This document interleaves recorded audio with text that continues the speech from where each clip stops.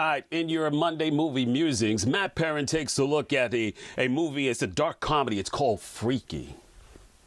Welcome to another Monday. Well, we're a couple weeks past Halloween, but it was Friday the 13th, which plays a lot into this week's comedic slasher.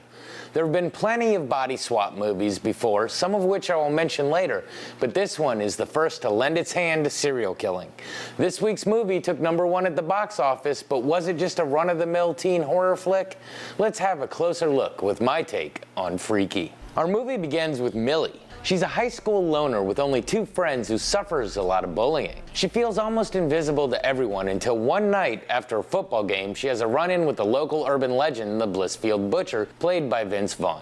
He stabs her with a stolen cursed dagger, but is scared off before he can finish the job. Millie survives, but upon awakening the next morning, she finds herself in the body of the Butcher, which of course means that the deranged murderer is now in her body. Unfortunately for Millie, she gave a pretty detailed description to the police, and now her new face is plastered everywhere with people on the lookout. She manages to sneak to the school and find her friends who, after an obvious misunderstanding and fight for their lives, finally realize that this wanted killer is their friend. The 3 have to work together to solve this body crisis and discover that they have to stab the Butcher with the same dagger within 24 hours or the swap is permanent. The trio soon cross paths with the antagonist, who takes advantage of the body swap and sicks the police on them, sending the 3 on the run. As the movie progresses, we see 2 different missions taking place. We have the 3 friends hiding out trying to rectify the situation, and then we have the Butcher taking full advantage of his new teenage persona to find as many victims as possible.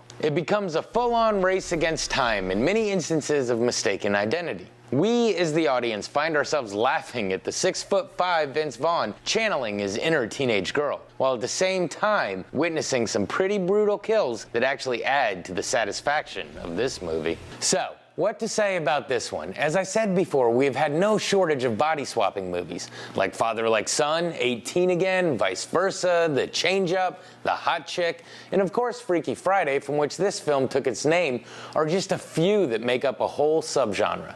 But once again, this one adds the horror twist. This was executive produced by Jason Blum in Blumhouse, and it shows. The movie knows exactly what it is and doesn't take itself too seriously, and we shouldn't either. Is it a slasher film?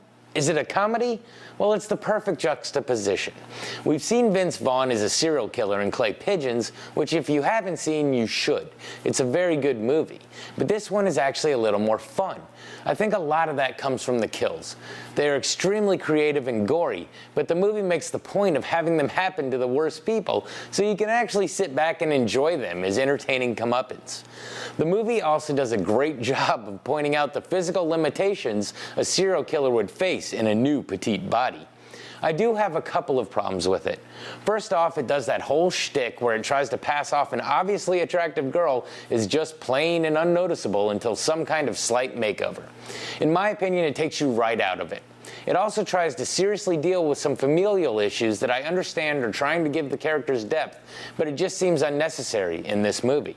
So overall, yes, I found it to be very entertaining, and I think you will too if you're either a fan of Vince Vaughn or some creative gore. Once again, I can't stress enough how great the kills are. This has been your Monday Movie Musing. Back to you. All right, back with more right after this.